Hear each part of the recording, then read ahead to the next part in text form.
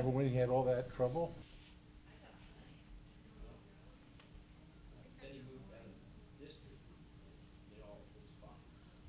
It's remarkable to me that I'm trying to get you major and... college. Okay, Bill, are you still there? Yeah. And Tara, you're there? We're ready to go. Okay. All right. Bill and Tara. Right. Oh, by all means. Bobby, So you got Bill and Tara on the phone. All right, Tara. when he went to Hi. leave, he hated it. Hi. Hi. That was a big temper him. He was at Wilson, you know. And then My sinuses, the weather change, is killing me. And I don't want to take anything that, you know, so I just can take Tylenol. throwing up again, getting all worked up. All right, we're going to call the meeting of the Personnel Committee to order. Bill McGee is on the phone. He's at a work-related function, and well, we're messing with the phone thing here. But anyway, Bill McGee's there. So what we're going to do is. Speaking. This is Christopher. We're calling into the meeting. Okay, hold on. Let me. You can only take two, so if you take one more, it knocks the other one off. Or All right, I'm going to get started. Tara, are you there? Anyway, We're here. Personnel Committee, courtesy of the floor. Is there anyone in the audience who would like to speak to the Personnel Committee? Seeing no one, we're going to move on. We'll go through these. I would suggest, I talked to Bob, as a member of the committee, that we're probably just going to move these forward to tomorrow. I mean, we don't even have to do recommendations because Bill's not here, but you would like to say something? Just very quickly, sir. Go ahead. The Conservation District Board appointments Yes. are statutorily informed. We have no, we have very little discretion over those. So okay, so they move forward and we It's approve okay. them or not. We have two people It's just on an up or board. down. The Graysdale Advisory Board, that's AAA's Yeah. representative. So that's someone from AAA who wants to be on Graysdale Advisory Board. So there's that. It's be up or down on that person. Yeah. And then the removal, it's unusual. We generally don't do that. We have a hard enough time finding volunteers. But there's been 6 months of continuous absence of this particular individual on the Revenue Appeals Board. Yeah. The problem with that is two of the fellows are working or part-time working, and quorum has potentially become an issue. And it's just, we just have too many revenue appeals to not have a full complement of folks on that board. So that's why we moved that forward. Can I ask you a question? I'm just curious. How many Revenue Appeals Board meetings have there been in the past 6 months? Quite a few. Okay, I was just It seems like they're having one a week. Oh, Jesus. All right. Yep, lots of. And he appeals. hasn't shown for any of them? Not in the last 6 months. Not in the last one. Yep, and which is the charter's delineation point for removal, and it's been satisfied. Thank you. Okay, does anyone, I was going to suggest we take the Conservation District Board appointment, Graysdale Board appointment, and move those to tomorrow night. Are there any questions about that? I mean, we don't even need a vote. We'll just move it because the chairman's not here. Just a committee action. Fine. Now, the discussion regarding the removal of a member from Revenue Appeals Board. Does anyone want to address that in council tonight? I mean, John. I just really have a question. If he can't make it, why doesn't he just resign? We've made every attempt to locate him, and we haven't been able to. Have you called the police?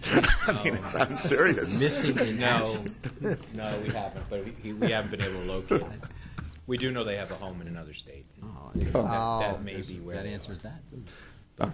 That's, It could be in Well, it's time to move on. Yeah, and if that's the case, they may no longer satisfy the requirements of residing in Northampton County. Yeah, we've concluded it's time to move on. obviously we don't have enough facts to make a decision on it. Do you Go need us ahead. to vote in favor of this motion, or? No, No, we're just going just gonna move it Bill forward. couldn't make it, Okay. Lori, so we were saying, before you got in here, we would just move these things on to tomorrow. Yes, Bill? I'm just here on the phone. I just Yes. want to let everybody know that. Yes, he is. Bill's on the phone. So he is here. So who'd we lose? From New Orleans, Louisiana, right, Bill?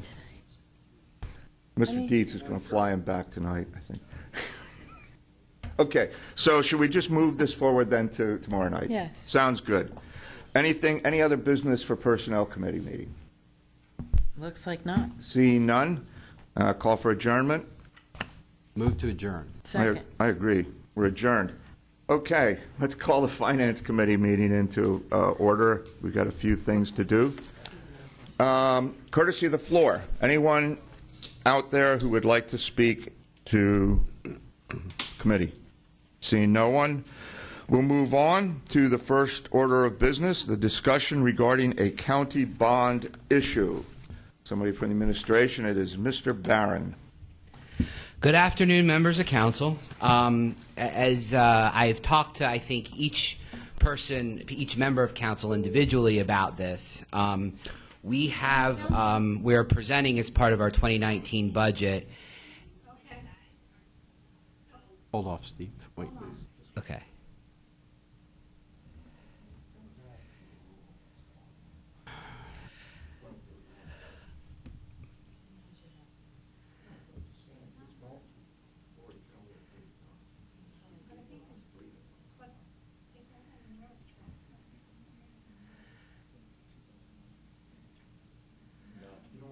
All right. Make a note, IT system. That's If somebody gets knocked off on this wireless call, there's nothing we can do about it because we can only take two at a time. I'm sorry. All right, so let's go on. Mr. Barron. okay. So we're presenting to you a $35 million bond. And as discussed in our individual meetings, Scott Shear is here from PFM, along with his partner, Garrett Moore, who are going to discuss the ins and outs of the bond. A bond ordinance was put together by the law firm of Dismore and Scholl, LLP, from Pittsburgh, Pennsylvania. After an RFP process, they were selected to do this, a RFP process that PFM put together for us. This borrowing goes and considers two series of bond. Up to $29 million of new money. That includes $26 million cash out to purchase a human services building and to build a forensic center at a to-be-determined site, along with refinancing of bonds from the 2009 series, I believe, that are callable. And there's a potential savings of $100,000. Depending on when the call comes in and what the financial markets look like. We put these together in one ordinance so that we can evaluate throughout 2019 and pull the trigger if the time is right, or abandon that plan if we just continue to stay the course based on what the financial markets do. Because timing is of the essence, especially now with the way the Municipal Debt Act reads, that you're not just able to refinance anymore willy-nilly. So I have a presentation from Scott and Garrett. Our bond counsel will be here tomorrow. Unfortunately, there was a traffic accident on the turnpike which prevented him from getting here. But he will be here tomorrow to answer any additional questions. We've all worked together very diligently on the ordinance, so Scott and Garrett will be able to answer any of your questions. They will also be, while it's just an introduction tomorrow, they'll also be available to you any time within that 2-week period. For consideration, as well as during the debate and hopefully final vote on November 1st. So, Can I have a quick question? Yes. Just structurally wise, so we passed this ordinance. Does anything come back before council again when you go to take out the bonds, or? No. Once the ordinance is passed in November, we have the authority, and that's how all bonds have been passed. Now, Scott and Garrett will talk a little bit more about the structure. We've bought bonds or sold bonds in different ways. We've done an auction before. We've done negotiated transaction or negotiated sales. There are lots of different mechanisms, and PFM, Scott and Garrett, have given us sort of this model to use based on the financial markets right now, our goals that we're looking to do for the 2019 budget and to prepare for the future of the county. So they'll sort of explain all that. But the November 1st ordinance is the ordinance that gives us the authority to go out and sell bonds at that time. All Steve, I'm going to ask this question before we get into it, because I might be reading this wrong, but I thought we were at 29 million or 26 million. Yeah, so it's 26 million of new money. There are fees that go with issuing a bond, which is why we have the 3 million. Chances are we're not going to need that additional $3 million in fees and all that other stuff to close the bonds, but this gives us enough cushion in case the market changes drastically to make those decisions. And then the Series B is the $35 million. That's the refinance of debt we already have. We're responsible for that debt service, but we could potentially save $100,000 in interest and payments. So we're looking at possibly when those bonds are callable, because the only time we can finance is when they're callable, and that was part of the 2009 series. Did we? I didn't see the interest or anything. Is that going to be discussed? It's all going to be discussed in Scott and Garrett's presentation. Okay, thank you. Without any further ado, I have Oh, yeah. before we, Okay. one quick mention. I don't know if the bond counsel is still on, and I'll raise this issue with him tomorrow if he's here. In the past, when we went through this process, counsel approved bond counsel by a separate resolution. It appears that legal work has been done here, and at no time has counsel approved by resolution. What is it, Dinsmore and Scholl? So I would be reluctant to vote for this if we don't follow the proper procedure, which we have done before, which is to approve outside counsel by resolution. The last time we did it, we had a separate resolution. I believe I forwarded to you. that was approving 2009, things. correct? Yeah, we did a Okay. separate resolution to approve King Spry as bond counsel. I'm not sure why we're not doing it now. Okay, so I have an explanation on 2009. In 2013, we also floated bonds, and we did not pass a separate resolution. The reason we did that in 2009 is because we did an auction-style sale. I was in Vic's office when they did it. It was actually kind of interesting. The market doesn't call for that now. In an auction-style sale, which is what was proposed and what we ultimately went through, there's sort of a trigger point or a reserve, like in any auction. And since work was done on those bonds, what ended up happening was the bond counsel, which I believe was King Spry, put in there that if the county reneged at a certain point or at a certain number, they would be due fees. Since that was the case, and in all other bond issues the county has ever done other than 2009, the fees were paid from the proceeds of the bond. So therefore, since that fee could be paid because of the constraints of the administrative code, we passed a separate resolution so that we could pay those fees if the county decided we did not get a good enough deal on the bonds and did not want to close the deal. Does that make sense? Well, I see the way you're approaching it, but I'm looking at it as the simple English interpretation of the administrative code. We're using somebody other than our solicitor's office to perform a service, legal services for the county. So I see no harm in council passing a resolution approving this bond counsel for this process. So that's the way I look at it. I want to say that the fees are laid out for bond counsel specifically right in the ordinance. So as the ordinance is read, if council does take the position that they want to borrow the money and they approve the ordinance, within the ordinance, if you read carefully, bond counsel's fees are laid out right there, and all their fees are there for you to see. So if they approve the ordinance, they would in turn be approving the fees, not by resolution, by ordinance. But if I may I jump in? I think I hear what you're saying about fees, and just let me just tag this on, and what we do or don't do come on later. I think what he's saying is the fees, yes, approving the fees, but I think he's saying the actual approving of the actual bond counsel, regardless of fees, should be a separate action. Now, I haven't looked at that particular area of the administrative code, but I don't think your position is by approving the ordinance with the fees in it, we're automatically approving the bond counsel, which may be accurate, but I think Mr. Cusick's position is it doesn't matter that you have it in the ordinance, it doesn't matter how much we're putting in. He's saying that we have to approve a separate counsel outside of that. And that's the position.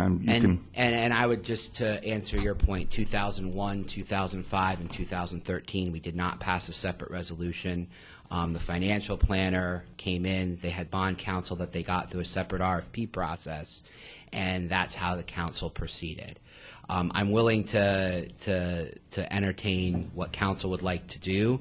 That's but gracious. at this point, I'd like to show you the presentation. Sure. And if you have any other questions, if there's any other procedural issues. Mr. Kuster, I don't know how to approach this other than to say I think council should offer a resolution approving this group as bond counsel. So I would I don't need a second, but I would like to put it on the agenda either tomorrow or in the next time we meet.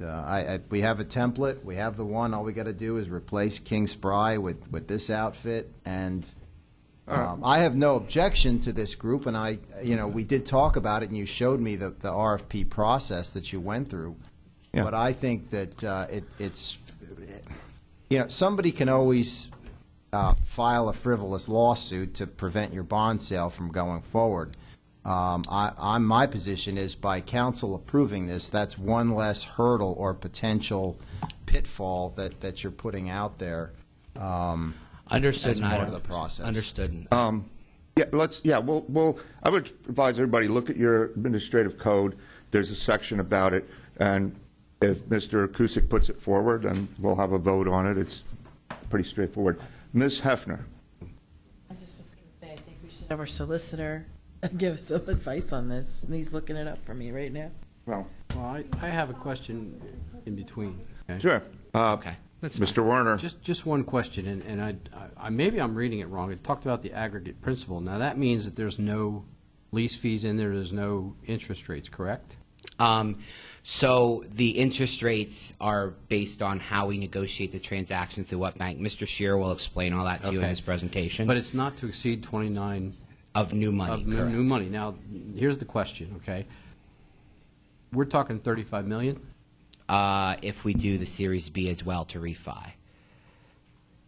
I guess what I'm talking about here is we have two separate issues we're dealing with right now. That's what you're presenting. Correct. All right. So are we going to do both at the same time, or are we going to take them separately? How's that? So the Series A and Series B are for the refinance. So is that included in what we're talking about? It's all included in one. That's why it's titled at $35 million. Did I see it in here, or did I not see it in here? It's in there. It's at the bottom? Yeah. Have listen to Mr. Shearer go through the process, Fair. and that your questions will be answered, I'm assured. Anything else from me? Okay. Oh, by the way, your bond counsel said he's by his phone. Okay. I have his number. Yeah. We have two council numbers on.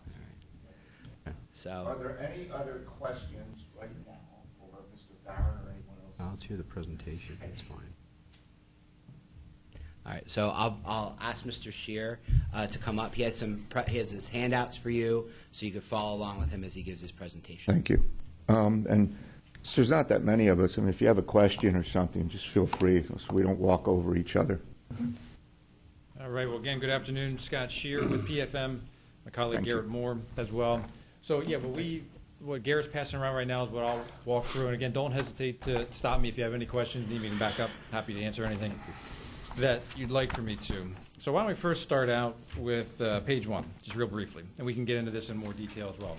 As far as we're contemplating, considering an ordinance to move forward with possibly borrowing some new money, as well as maybe doing a refinancing of existing debt, the question always is, what are interest rates doing right at the moment? So on page 1, we can show you lots of different graphs out there, but we have two here. The one in the middle, this is a municipal index. It's the MMD index, basically over the whole 30-year curve. And if you look there in the middle, where the red is the average, what the average shape of the yield curve and sort of the average overall absolute level of rates have been for each particular year since, say, 2007. The blue is where we currently are. The bar for each particular year is actually where it's ranged during that time period. So you can see right now we're basically at his average levels, more or less. So when we're talking about is now a good time to be borrowing money, you're looking at refinancing, we're basically at average levels. So we're not at the all-time lows. We saw the all-time lows in the summer of 2016, but overall, again, things still look pretty good. Then you go down to the bottom, and this is just kind of more focused, again, going back to same duration, back to 2007, and this is just focused on the 10-year municipal index, which is your bond will kind of closely price to that index. It won't be right on top of that index, but it'll be a little variable, little variance to that. And again, you can sort of see just specifically looking at this index where we are. So again, overall, we're basically at average levels when you go back in time. And again, we can talk more about the overall interest rate environment and climate as we go through this. So on page 2, just to get ourselves sort of reacclimated with why we're here and some of the foundation points. So section 1, existing debt outstanding. So right now the county has different mixture of debt outstanding. Some of it's general obligation debt, some of it's lease rental debt. The last debt instrument that was occurred was back in 2013. And if you look at the chart right below there, the annual debt service has a fairly significant drop in 2024. So you're more or less at a run rate on an annual basis of a little under $14 million, say for the next 5 years. And then you see that substantial drop down to an $8 million handle or so, and then it's level thereafter. So that's going to become pretty advantageous when we talk about how we're looking at structuring this new money transaction. So actually trying to take advantage of that dip, that drop off in your debt service in 2024 to try to amortize this new debt if you move forward as efficiently as possible for the taxpayers here in the county. So that's just kind of a little bit of background. As far as the future refinancing opportunity, so to correlate this with your ordinance, this would be relevant to what's labeled as the Series B in the ordinance, or it's the refunding, the potential refunding of the series of 2009 bonds. So I think the thought process was to try to kill two birds with one stone as we're going through this ordinance procedure and going through the budget procedure, where you do an ordinance now, you consider that, and if you move favorably, you kind of have one action that's done that contemplates both the new money and the refunding. That way you save some money on advertising costs and printing, things like that, by having to come back and do this again. The refinancing, again, is looking at refinancing the 2009 bonds. They become callable, you see in the middle there in Section 2, November 15th of 2019. And we'll get a little bit more into the time frame here in a little bit, but we cannot legally actually refinance that right now. There's tax law changes that occurred at the end of last year that said you no longer are legally allowed to advance refund a bond issue. You have to wait till basically 90 days to the call date, and so that takes us to this summertime that we have to wait to do that on a tax-exempt basis. When we get to that point, it may or may not work. We just don't know. We're kind of just setting everything up now to get all the paperwork out of the way, but we would not want to proceed with that refunding unless the net savings, and that's net of the issuance cost, would say exceed, say, 2% of what's being refunded. That's kind of a normal benchmark. And as Mr. Barron mentioned, as we've been going through this process now for quite a few months, the savings on that transaction hypothetically range from 0 to maybe a little over $100,000. Obviously, the market's pretty volatile. So again, the whole point of that $6 million piece of the ordinance, that Series B, where it contemplates the current refunding of the 2009, that's only going to be effectuated next summer if and when we're actually able to hit, say, that 2% savings target. If we don't get to that target, we're not going to do that piece of the transaction. And again, we'll get a little bit more into that. But the outstanding amount of the 2009 bonds you see in there in the middle of page 2 is about $5.4 million. And so we're not looking to, if we would move forward with that refinancing, we're not looking to change the structure or the amortization of that debt. We're basically keeping it the same exact amortization. We're just going from a higher rate to a lower rate, and that's what would achieve whatever savings would be available above that 2% at that point in time. So we're going to continue. Yes. So just a real quick question. So in the $6 million in the callable part of that ordinance that we're looking to put through there, if we decided this is not an avenue we want to take, the savings is not there, is that $6 million off the table then, or can they decide that we have another project we want to use that $6 million for? That $6 million. So again, this is to refinance the 2009 bond. So the refunding component is not to add any additional new money. It's just to effectuate the refinancing of the 2009 bonds. And so so we're putting it all in the ordinance now, just so there's no other official action that needs to be taken. There's going to be signatures that are going to be needed by certain board officers upon closing of one or both of the transactions. But if we get to that point next summer and the savings just don't exist at that time, then there's really nothing to do. The deal doesn't work. We're not going to move forward with it. We'll continue to monitor, and maybe there'll be a certain point in time where we come back to you and say, I don't think there's ever going to be savings associated with this. Let's just kind of file what's called a non-completion with the state, and basically just say, Northampton County did approve an ordinance for $35 million to do this. We're never going to do that $6 million piece. Let's just take it off the books totally. But So it can't be used, we can't say, in November, this doesn't have the savings, so therefore there's $6 million that can be used on something else. We'd have to come back and produce a new ordinance for you that now says if you want to move forward with borrowing $6 million for other projects, whatever that may be. Yeah. So, that's sort of legally intended to make sure we can't make any of those changes without your approval. Perfect. Okay, thank you. Yep. So that's the refinancing component. Again, we'll talk a little bit more about that.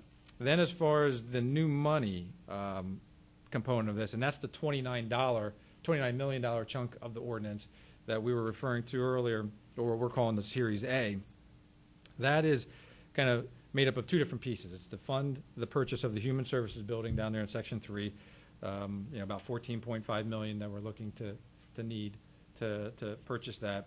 And then for the morgue and the Forensic Center project down at the bottom of page 2, we're assuming about $11 million for that based on current estimates. So that gets us to roughly the $26 million number. Now, kind of staying on this page, the reason why, so we're talking about, say, a $5.5 million refunding, but we're rounding the maximum amount up to $6 million. We're also talking about needing $26 million for your new money projects, but rounding up to $29 million. This is a very common and typical technique that I think we've been doing, the market's been doing since the market crash in 2008, and it's called this parameters ordinance, where basically we always build in about a 10% cushion, somewhere around there, versus what you think you're going to need versus what we're going to get approved by the state. And so, again, just say on the new money piece, if you move forward with this, favorably move it forward for $29 million, and we only end up borrowing the 26, which is what you need, and we can only borrow with what you have reasonable expectations to spend and have professional cost estimates for.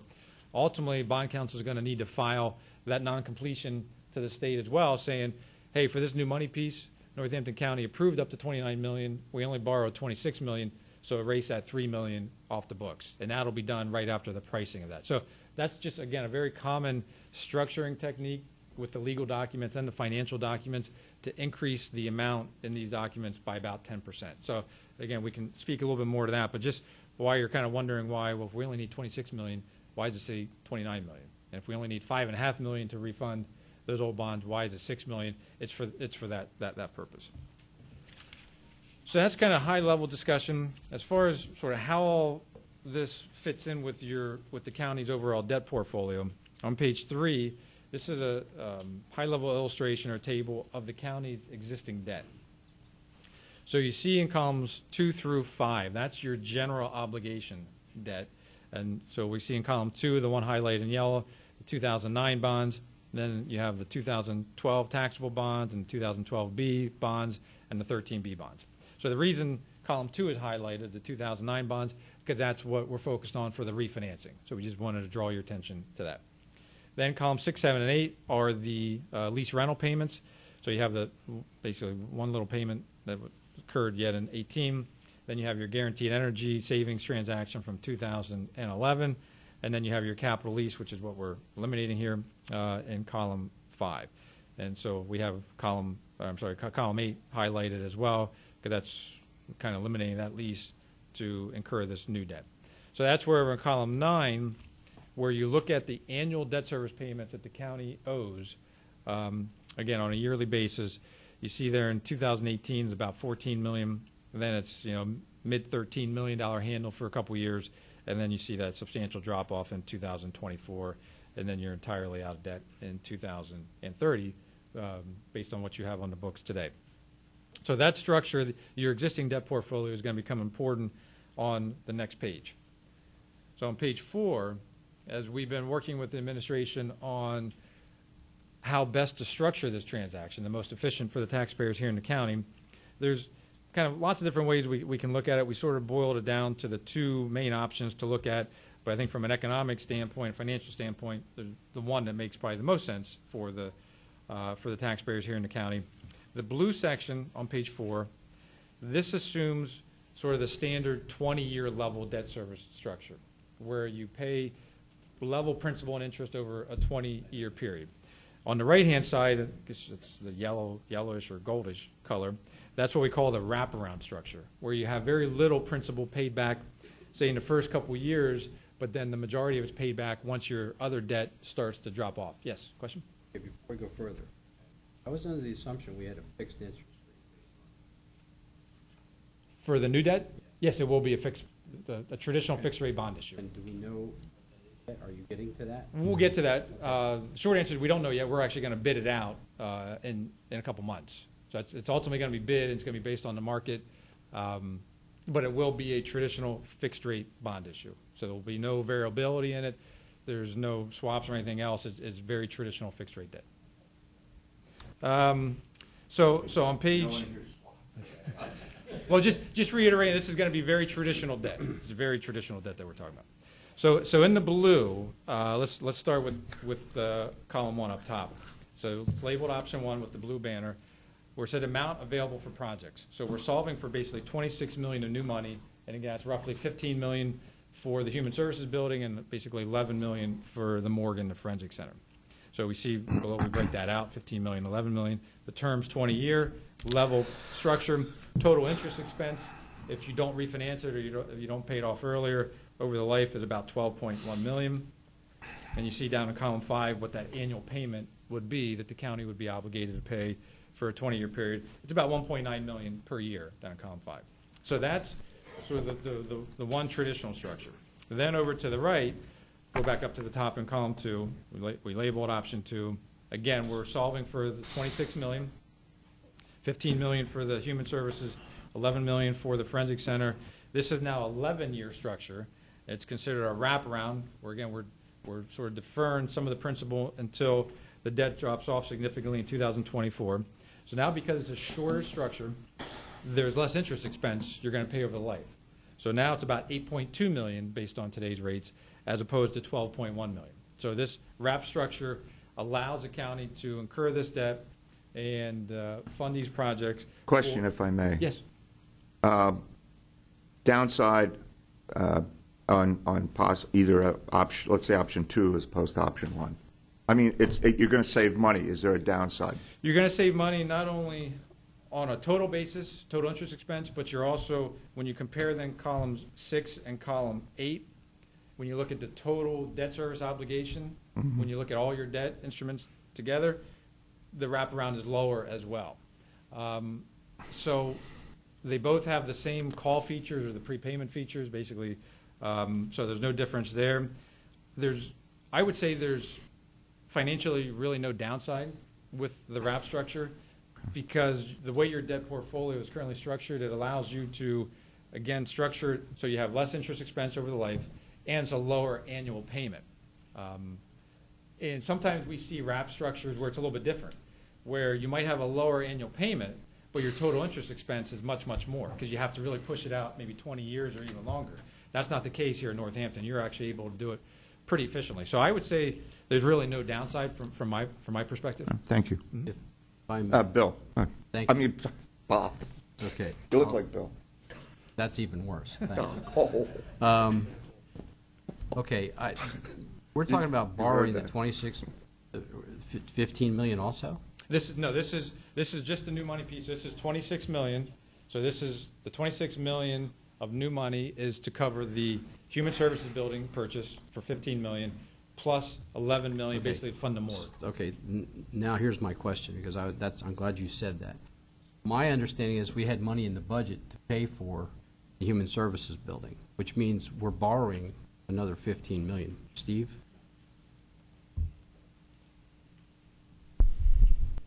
In the budget address, as part of the budget, that 14.6 million Whatever that was, yeah. is actually now being diverted to pay for the P3. So our proposal is that we use that money to pay for the P3 going forward for the next 3 or 4 years, and then the new money is going to be borrowed. And the reason we are doing that is because, according to the regulations in human services, we are now capturing money from the human service orgs in the state to actually pay for the lease to the building. Is that where the 800,000 comes That's back? where that 800,000 comes in. So the reason we're borrowing the money in this case for the human services building and carrying the mortgage on that building is because then we can leverage that debt to be able to draw down the money we do from the state that now currently pays the lease or portion of the lease and Mr. Gentile. Little clarity for a guy that's trying to follow this. So That's okay. 15 million is going to be borrowed. Correct. Even though we still are paying the human service building up, but we're going to recoup some of the costs on that from that. Correct. Okay. And we also we say 15 million because of the other costs, and we want to make sure we get the money out to close. We're also going to have closing costs and things like that as well that will be rolled up in that deal, it was never saved by county council. That would have been all county expenses. Now that'll also be part of the bond as well. We're still borrowing 15 million more than we had anticipated, correct? We're not more than we had anticipated. When I said given you the 26 million when we started, right? well, no, we're not borrowing more. 26. It's 26 million Plus 3. What was that? It's 26 million plus 3. Correct? Plus the 3, yes, to cover the costs. So Okay. it's 29 million total. 29 million total. It's not 20. It's not. There's not 29 an million additional plus- 15. Okay. No, there's not. I understand where you're confused. All right. No, it's just that's the total. Just And we're keeping the 14 million. And then 800,000 we'll get every year for the 10 years of, if we did the wraparound for the 10 years. Correct. So we would get, in essence, 8 million of that 15 million. Correct. And the other thing we need to pay for in that, I talked with Cindy Smith today just to make sure I had all the information together. We have to get an appraisal on that building. So we're paying standard and customary rent on that particular building, or what our debt service is for the building. So that is recalculated based on the appraisal. Now, to purchase and close on the building and then pull it off the tax rolls, ultimately when we own it, we would have to get an appraisal anyway to close on the building. So we're going to be able to provide that to the Department of Human Services. And we're also going to be able to provide that to the Auditor General if they come in and say, hey, this is what the standard customary rate is. This is, Class A office space for this area. This is what the going rent is. And this is what you're reimbursing us at. Just so we're all clear, when we were leasing, you could charge back to the state through Human Services because that's part of one of the cost centers.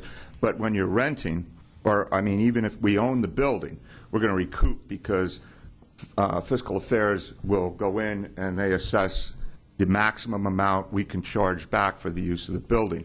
And you're saying basically those amounts, which are set maximums by the state on how much of that money you can recoup, if I'm not mistaken, unless that changed. That is correct. It's in the And so maximum it's going to rates. be the same pretty much for what we got for the lease is what we're going to be able to recoup on. As far as rent, it'll be called rent now. Correct. we were And we paying need $1 million plus a year. Oh, no, I mean from the state, though, to recoup from the state will state. be 800,000. Yeah, Yeah. And Okay. re- I just want- and yeah, that's gonna remember, stay the we same. used to collect more from the state, okay? But when the previous administration took DCED over to that building, and now there's a revenue office over there, and some of juvenile probation is there. We They had are to very prorate the careful space. to follow the regs and not overcharge the state because they will come in and they will take their money back. Yes. So we want to make sure that we're doing everything in accordance with the regulations. Mr. Hammond and Ms. Smith, I think, are very adept at that. I've been doing it for years. Thanks. Okay. All right, if you So, want to continue? any other questions with the structure of the two? So maybe also to be clear, so the ordinance, the way the ordinance is currently drafted and the exhibit to the ordinance assumes the wraparound structure, option 2, the one on the right-hand side of this page. Again, for the reasons that we had already discussed before. So just to be clear that if you move forward with the ordinance, that will allow the structure to be the wrap structure. 11 years. Correct. Yep, exactly.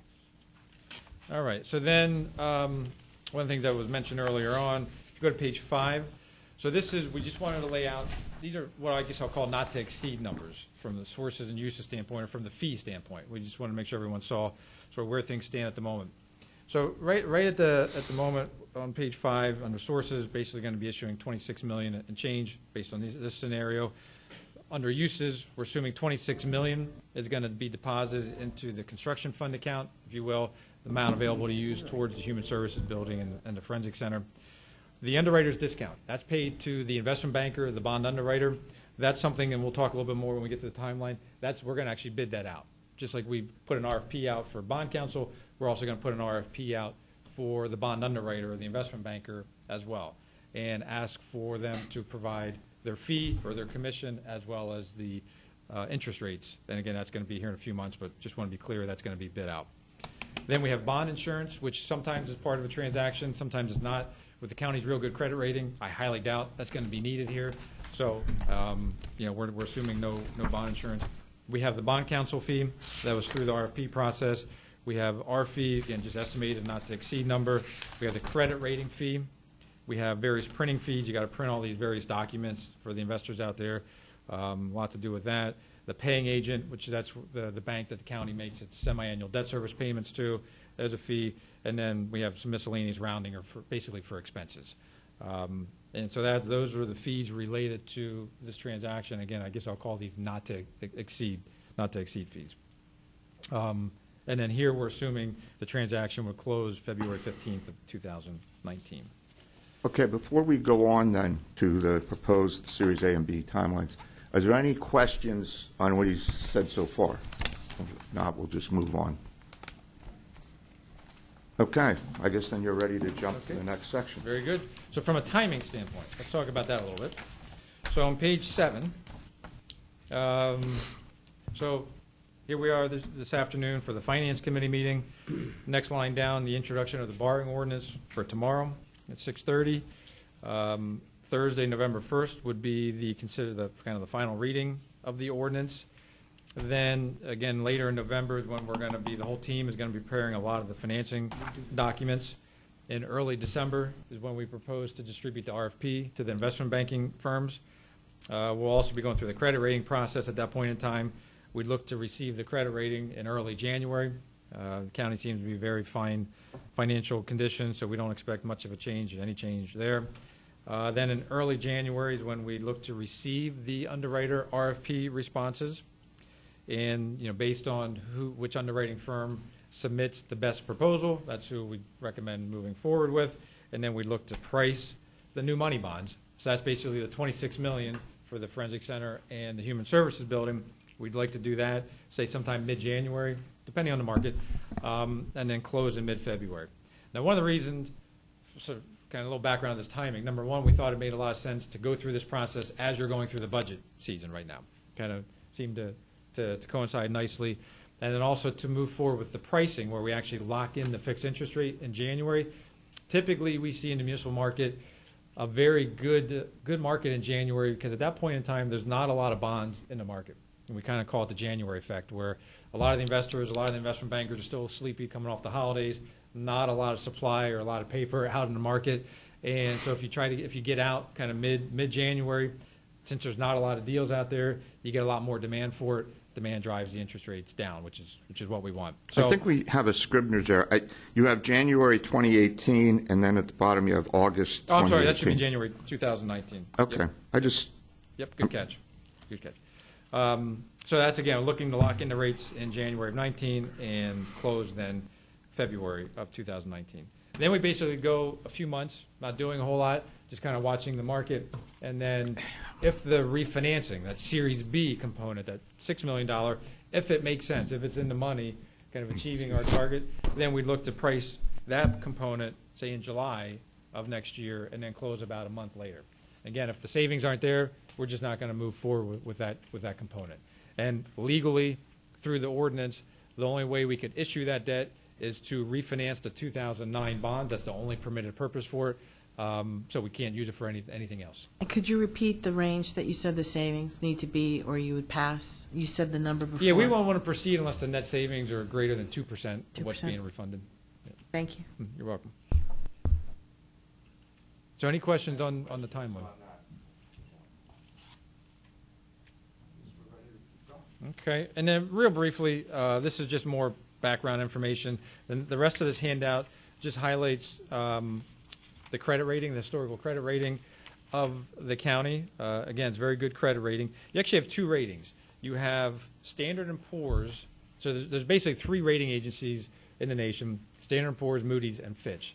Fitch is not used very often, so mainly a lot of the municipalities only look at Fitch, or I'm sorry, at Moody's and Standard & Poor's. The more recent bond transactions that the county has undertaken has been rated by S&P. S&P, Standard & Poor's rating, very good, AA credit. The 2009 bond issue, that was rated by Moody's. And so no bond issues have been rated by Moody's since then, but because those 2009 bonds are still outstanding, Moody's has to keep their rating outstanding as well for the investors to know. Moody's rating is actually one notch higher to AA1, and so we actually have that. That's the last couple pages of it. That's their most recent, what we call issuer comment. So we'll decide, once we get a little closer here later this year, we'll decide which one we want to send it to, kind of the request, whether it's Moody's or Standard & Poor's. We'll make that decision a little bit closer to kickoff on that. But the point of this story is the county has a very good credit rating, whether you're looking at Standard & Poor's or Moody's. And that's going to be kind of a rigorous process that we're going to have to go through with your administration to let them know why you're borrowing, kind of go through all that. But they're going to obviously then do a deep dive into the county finances. It's going to need a lot of attention from the administration here as we answer a lot of questions with them. But again, I don't foresee anything changing much at all from what your current rating is. So those are the highlights, I think, of what we wanted to discuss this evening. I know we kind of talked about a lot. I'm trying to relate the numbers in my handout to some of the sections in the ordinance just to kind of get you comfortable with a lot of stuff I said in my handout just now is all translated into that ordinance in more legalese. And so I don't like to talk legalese speak. I like to talk more financial speak. So I don't know, again, if you have any questions or not with the numbers that we talked about, why the two different series. So just a kind of conclusion here. So looking, back at option 2, so that the total cost is the 171 million versus at the plan we're on right now, we're at 137 million. Correct. Which is a little over $34 million difference. If we take out the 26 million, which would actually go to the projects directly, that leaves us a little over, it's 8,342,000, of which I'm calculating that we get $800,000 a year over 10 years. This new deal will in essence cost us $342,000 above if we were just to fund it on our own right now, which 342 is not a number I'm not uncomfortable with, except for I know it's based at current interest rate. If it goes up at all, then how far does that blow those numbers? Yeah, I'd say the numbers that we have on page 4, we have a little bit of conservativeness built into those numbers. Because again, we have a few months until we can lock in those rates. So we never like to be overly aggressive with the interest rate assumption or the debt service numbers for that exact reason. Yeah. What number did you use? We probably have about, do you think we have about 50 basis points or about 0.5%? Yeah, we probably have about 0.5% of what I'll call cushion in the interest rates. So if we were to do the transaction today, the interest rate would probably be about 0.5% better, and these numbers would be a little bit lower on an annual basis. And what number did you use? What interest rate? It was I think the average yield on that was low threes. Yeah, low to mid threes. Yeah, low to mid threes. So say like a 3.25 for these purposes. Okay. I mean, at the end of the day, whatever, I think there's some good conservativeness built into these rates, number one. And number two, going through the RFP process to bid out the banker, you're going to get the kind of the best deal out there in the market. We're going to get market-driven rates. And I think the timing of all that and given your credit rating and also given the structure of this transaction and given the size of it, I think you're going to get some real good attention through that RFP process. So, hopefully that comes down even more. Yeah, because so at these numbers, in ballparks, I have it costing us over the span of it, 300,000, which I don't think is horrible to accomplish all these things. But if the rate is higher, it gets out of it, that raises up that number, Yeah, so one thing that we'll be doing as we get closer to time, we'll be updating the administration. So if we see some anomalies with the market where we do see huge spikes going on, we're going to make sure to relay that information. And if we need to come back and talk to you at that point in time, we can do that. But yeah, we want to make sure that as time goes on, if we see any major deviations one way or another, if the rates go up substantially or down, we're of course going to be letting the administration know that, and they can relay that back to you as well. Okay. Any other questions at this point? You said it would be the mid-3s? The mid-3% interest rate, correct? Yeah. Potentially, but here on your analysis, and I don't know how far it goes out, you said we're at 2.6 currently? So it would go up that much?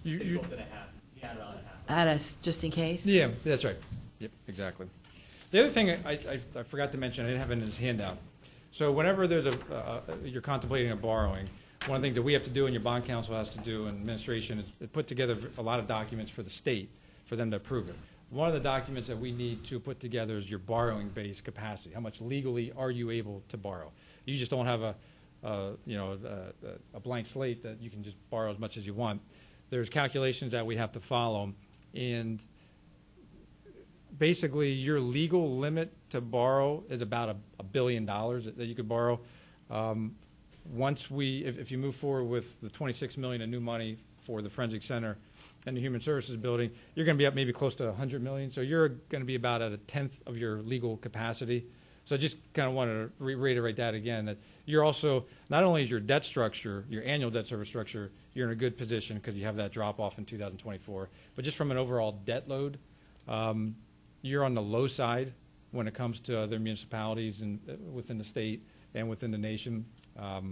So just kind of wanted to get that out there as well. Well, I think you're saying with some of these rates, as precise as you want to be, you're looking into your financial crystal ball based on markets and where we're going to be. That's in terms of where the rates are. Crystal balls are kind of tough in today's financial world. Well, I was going to say they're probably cloudy, but you're doing the best you can. Okay. Well, part of my question with that sure. is, more regarding the ordinance to it, is Yes.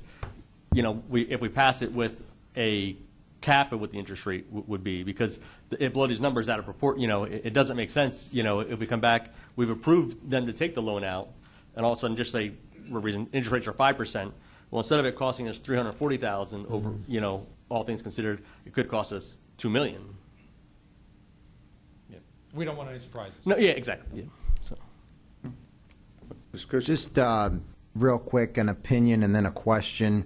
The structure is great short term, but what's going on here realistically is the bulk of this is being paid after many of us may not be in office. So there's always an advantage to doing it that way politically as well. So I understand that, the way it's structured. Secondly, one of the requirements of the Municipal Debt Act is that there be a realistic cost estimate. Now, earlier this evening, Mr. Barron indicated that we're still at a site to be determined for the Forensic Center. So my question is doesn't that raise an issue with bond and bond counsel when we don't have a specific site locked in that we don't know what the cost is going to be? Yeah, I think I can answer. Yeah, sure. We do know what the cost is going to be. Without knowing the site? We do know what the cost is going to be. I guess that's the administration's answer to your question, Mr. Kusick. You'll be pleased with the cost. So I think he still had some questions for you. No, that was those were the main ones. The TBD on the site and not having a cost estimate because, before you take out a mortgage, you don't buy a house and then look for a lot to put it on. Usually it works the other way around. So that's my concern, and I would like to know where, before I take out a mortgage, I want to know where I'm going to build the house. So that's something that, for me, is going to weigh on my vote. I'd like to know where it's going to be and what the cost is going to be. You may not be concerned with that, but I think that may be a question for bond Yeah, counsel. I mean, well, we're concerned with it in the fact that it needs to be proven to bond counsel that there's a reasonable expectations and that there's professional estimates, whether done externally or internally, on the cost of the forensic center. It may not be 100%. It's just a professional estimate at that time. And I think that information has been furnished to bond counsel, and they are comfortable with that as well. So sometimes, yeah, the site, it may not always be pinned down, whether we're talking about building a new school or a forensic center or whatever the case may be. But I think as long as there's professional estimates, then that's... So from your side of the fence, the fact they're saying it's a certain amount, you're fine from what you're doing, that as far as it's not impacting where this may or may not be. That's correct. Fine. That's all I just wanted to get. So that's a question, I guess, bond counsel, and you can throw at them. That's fine and well and good, but I think council's in the dark on this a little bit. No, I agree. I just think that for him, it's I'm only not an stating issue. that if you're satisfied, that's fine, okay? I don't know I think we don't know where the forensic center is going to be, and we certainly don't know what it's going to look like yet. So I think that has nothing to do with you guys. Yeah. You're doing something else. We are looking at something altogether differently. So your job was to finance what we were looking for, and I think it's reasonable. Okay. Any other questions for? Except for the $100,000 in fees I was looking at. Again, those are not to exceed. So maybe they come... Mr. Warner, are you looking for pro bono? No. You said there'd be $100,000 in savings, and I looked at the fees, and that kind of wipes that out. So. Well, but the 100,000 of saving, that's for that's for the refunding I transaction. got it. I'm teasing you. I'm picking on you a little bit. That's okay. Anything else for this? Thank you very much. Thank you. You're going to be here, I don't know if you're going to be here tomorrow. Yeah, sure. And then are you going to be here 2 weeks from tomorrow for the public reading? Yep. Okay. That's the plan. Assuming you want me to, yeah. Well, thank you, Mr. Barron. Another confirmation from the administration. Thank you. Thank you.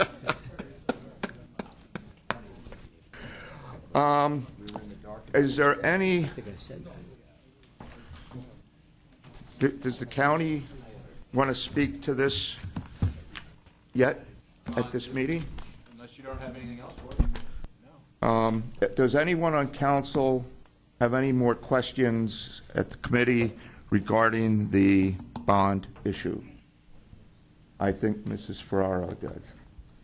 Well, I'm not on the committee. Well, that doesn't I'm matter. only here. I really feel that before I can vote to borrow money, I would like to know more about this forensic center. Okay, where it's going to be, what the approximate costs and so forth. So whenever you want to let me know. A couple let things me know. about that, and I think that absolutely you should know where it's going. If you're not comfortable with going to market for the $11 million, and it won't be one dime more than that, and I can tell you where it's going will not cost 1 cent more than the $11 million. I can tell you that tonight. Well, so what is, I know it's been a long-held goal of yours to have a forensic center. You are at the, if that truly is a goal of yours, you're at the doorstep of being able to realize that. Well, you're at the doorstep of being able to realize that. Well, you're going to, I think during, I think that's an excellent point, and I appreciate the levity too. But I think during Mr. Lysick's budget presentation, you're going to get to see the renderings and some of the ideas, that very exciting things we have. And I'll tell you, I was going to tell you tomorrow night during the executive report, but we can talk a little bit about it if you wish. We have 3 potential sites, none of which will cost us any money for the land. So we need to make sure that all of our due diligence is done in advance of announcing publicly what we're doing. And there are negotiations going on as we speak about this, and I don't want to potentially rob us of an ability to have a really exciting site for it. But if you want to build it, now's the time. You're saying before the vote, we're going to know. Before the vote, you should know, yes. And I guess just. But my point is, even if you don't, this is the time. It won't happen again. I understand what you're saying. Just for folks' question, I'm sure by then you'll know. Go ahead. And then just again to reiterate, to me, this deal makes sense based on the $800,000 over the 10 years, getting it back from the state. Otherwise, it costs us $8,342,000 Right. instead of. So I just want to make sure that we're confident we'll continue. This deal allows us to continue to get the $800,000. And the second part of that is, say we were to buy the building, would we be eligible in any other way to get that $800,000 from the state? No, there has You know to be. what I'm saying? Because if we could pay for it with what we have on hand and still get the $800,000. There has to be debt. Okay.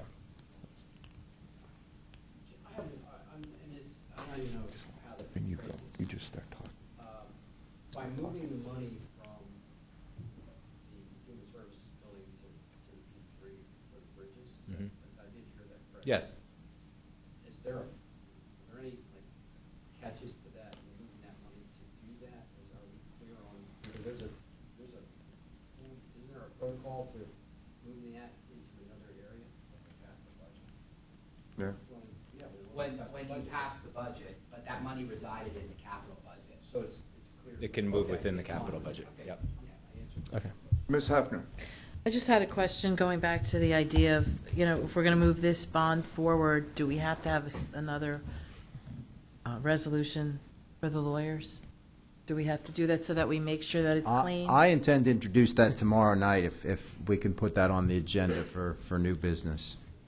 Well, you said you're going to prepare one, or Well, all we got to do is take the one from, 8, 10 years ago, whatever, and just put Mr. Kusick said he wants to put a resolution forward for tomorrow to do it separately. So, anything else? No, I'm good. Okay. Are you good? I'm Okay. golden, as I like to say. Anything else from council for anyone before Mr. Barron walks out on the county bond issue? Seeing none. Right, so now what we're going to do is we're going to have a discussion authorizing the operation of the Help America Vote Act election security grant.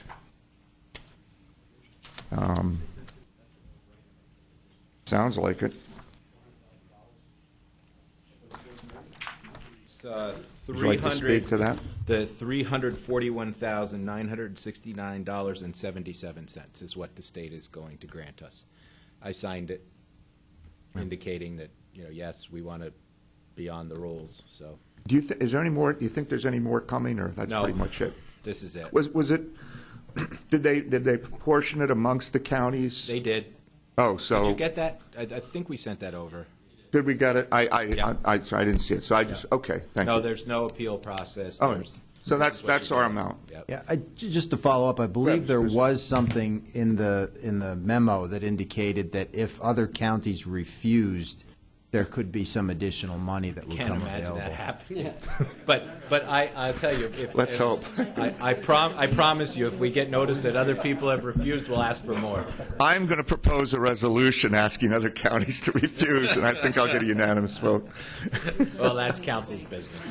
Okay. Anything then on this? I guess we'll have a motion to move it forward. So moved. Okay, I think we're all in favor of that. All right, then the next thing on the agenda, moving right along, is the discussion regarding the controller audit on the Keystone Opportunity Zones and Keystone Opportunity Expansion Zones, and I believe. Yeah, so Kusick, last we have the meeting. controller here. Yeah, so last meeting, I introduced a resolution, and the consensus of council was it was too broad. So what I did is I zeroed in specifically on the KOZ and the KOEZ, and I believe that is sufficiently narrow that the controller's office could probably do an audit on those properties without the other ones. Yeah, I guess my question would be, and he's coming up, would be, I know, we had discussed this a bit. How many properties, based on this resolution, do you think you'd be looking at, and what's the manpower involvement? Well, I'm glad you asked. Oh, just Get my seemed natural. my reading glasses on here Okay. from the dollar store. There are 29 KOZ properties in Easton and 2 KOEZ properties in Wilson. Now, we can perform an agreed-upon procedures audit to satisfy your request. An agreed-upon procedures engagement is one in which the person requesting the audit and the auditors agree on specific procedures to be performed on specific subject matter. The report then lists the findings based on the procedures. No recommendations are made, though. Now, we'll meet with the assessment, fiscal affairs, and DCED to determine what information is available and what the specific requirements are of those programs. Then we'll draft an agreed-upon procedures letter listing the specific procedures we'll perform. We'll send that to you, and if you agree with them, you'll sign a letter and return it to us. Okay? If you don't agree, then we'll meet and we'll come to a discussion and come up with an agreement. Now, we can probably start this audit this year, but it may not be finished until the second quarter of next year because of due to the year-end reports and our obligations with the external auditors. So if that is okay, we can proceed. It's fine with me. I think that's good. I mean, I guess my only, it's a noble resolution. I'm just saying, we have Mr. Albert here. Is this, just so I understand, so I'm going to be the guy here who says I don't understand. We're looking at the properties that get into these programs, that get these tax exemptions. So they're getting the tax exemptions the moment they're put in, regardless of what they're doing to the property? No, they have requirements they have to meet before they could start getting these tax incentives. So would we look at those properties that already have met that standard? Because, I mean, I don't see the point to have them do this for money that isn't really going out. You understand what I'm saying? Yeah, absolutely. So are you still talking about the same numbers then? Are we on the same page? That 29 and the 2. All of those properties are, in fact, already getting the benefit. They're in the KOZ program right now. But that's not what Mr. Kuzik's saying. It's a 10-year program that expires for these in 2023. All right, I don't know. Am I being clear? The other piece of it is to ensure that they are fulfilling their requirements under the Act. The number of employees they hire. Correct. Or the amount of capital improvements they make. So we'll be looking at that aspect of it. Okay, so let's take it a step further. One question right now. Of the 29, how many have you audited to find out if they're in step with what they're supposed to be doing? We have not audited. You haven't done any audit? audit? Any yet, right now. None. There's no information yet. Okay. How do you feel with your manpower being able to do this? I mean, are you saying the second quarter of next year, you think you could do this? Yeah, I think based on my talks with Cheryl Johnson in assessment, they keep very good records between them and fiscal affairs. I don't think if it is a problem, we'll come back to you. But as of right now, I think it's a project that we could do. I mean, I'm just trying to get to I'm trying to get to in my head, the specific, situations, and I hear what you're saying, that there's properties that have already, but then there's properties that haven't, and we want to see what their status is as of this point, and I just want to get the different classifications straight in my mind. All right, well, you've answered my questions. Anybody else have any questions on this resolution? Seeing none, thank you. Thank you. Okay. Thank you. Move it forward. Any discussion here? Any motion to move it forward? I'll just thank the Controller's Office, and I appreciate everyone's input. I'm interested in seeing what the findings are when the audit's done. If it can wait till next year, there's no rush. So appreciate your time. Thank you. Say whether we I'll make a motion to move it forward to tomorrow night. It's on anyway, but yeah, all right, fine. Motion's been made and recommended to go to the meeting tomorrow night. Ms. Hefner? Yeah. Okay. No playing on council. All right, so now you're still up? I'll stay. And no need to sit down. So now you're going to tell us about I have 3 items to vision report. benefits audit. 3 items to report. First, the vision benefits audit. The scope of this audit includes all the claims for 2017 as well as eligibility as of May of 2018. The purpose of our audit was to determine if vision claims are being processed accurately by the third-party administrator, NVA, National Vision Administrators, and to ensure that payments are made only on behalf of eligible enrollees and for covered procedures. The objectives of individual tests within our audit include verifying completeness and validity of the NVA database, determining if claims are being paid more than once, ensuring that claims are paid for eligible employees, spouses, and dependents, ensuring the employees list only includes eligible individuals, ensuring accuracy in aspects of the monthly NVA bill, and ensuring that only covered procedures are paid. We found the vision claims are being processed accurately and found no evidence of duplicate claims or claims paid for individuals who are not eligible. The major findings were, we did find 61 individuals included as employees on the NVA eligibility list that were not found on the county's records of employees enrolled in health benefits. In addition, we noted 11 individuals on the eligibility list provided by AFSCME for employees in the Graysdale and Corrections Officer unions who are ineligible for benefits. Now, most of the individuals were found to be terminated or retired or employees of Graysdale or the Corrections Officers Union and are covered under the separate plan provided under the terms of collective bargaining agreements. The Controller's Office offered to assist the Human Resources Department in implementing these controls through the use of our ACL data analyst software.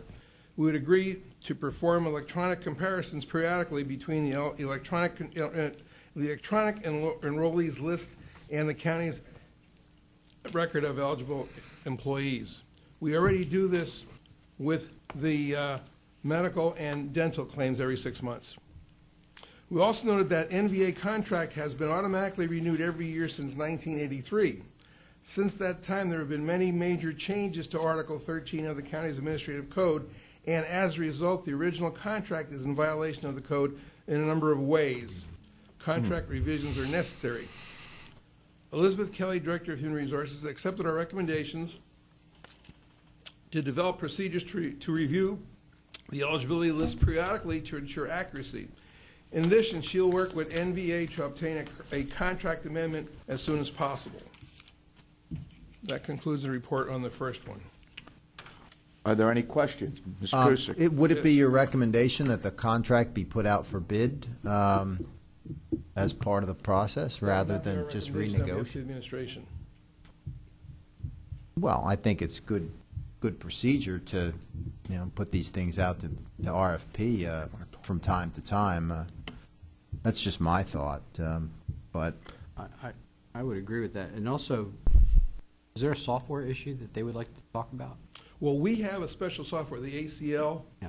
and that's we're able to just run the things through, compare the two lists together, and that's what we do for. Like I said, we do that now for medical and dental. So we're just going to include that with it, and we'll do that one also every 6 months. Okay. Well, I'm in agreement with John on this. I think if you need help, you can get some help. I think it would be beneficial. Well, Mr. Durger, would you talk to the executive and then give us your opinion based on what you've heard? To one of the extents, BSI has been working with us and has identified the cost savings, or at least the cost benefit at this point with NBA. So that's something that has been ongoing, and they're the people who, as far as we're looking at right now, the medical who's been providing. How many years has that been? They've been doing vision for quite a long time, haven't they? I don't know. Say I'm just asking. 1980, 93. 93. Oh, Okay. I think it might be time to put it A out few years. for RFP.